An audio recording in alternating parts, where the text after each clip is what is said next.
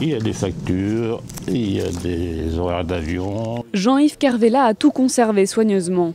Cette année, il s'est fait poser une couronne et 5 implants dentaires à Budapest, en Hongrie. Vous voyez que ça devenait urgent quand même. Il a tout réservé via Internet, après des vacances sur place.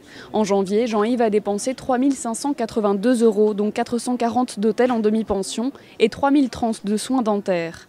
En mai, 2 628 € supplémentaires, soit un total de 6 210 €. À titre de comparaison, pour un seul implant en France, il avait payé 2 950 €. J'ai payé 4 fois moins cher que ce que j'aurais payé en France. Une qualité de prestation au moins égale et avec en prime un accueil et une organisation impeccable. Avec plus de 3 250 000 € l'an dernier, la Hongrie est le premier pays étranger en termes de dépenses des Français, devant l'Espagne et le Portugal. Mais est-il toujours rentable de quitter la France pour les soins dentaires? Non, selon ce spécialiste. Il organise depuis 8 ans des séjours à Budapest. Se rendre en Hongrie est intéressant d'un point de vue financier pour les soins de type chirurgie, implants, couronne dentaire. Pourquoi? Parce que ces soins sont peu ou pas remboursés en France.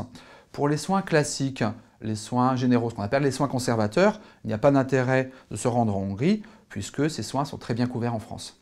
Obtenir un devis est donc essentiel, mais d'autres mises en garde s'imposent pour les chirurgiens dentistes français. Le devis est fait à distance sans avoir vu la bouche réelle du patient. Sur une radio, vous ne pouvez pas forcément avoir l'état réel. Donc ça, c'est le premier problème. Deuxième problème, c'est la rapidité des travaux. On voit parfois des catastrophes au retour, des grosses infections. Et en cas de problème, les dentistes français sont souvent réticents à toucher une prothèse réalisée par un confrère étranger, car ils redoutent d'engager leur responsabilité.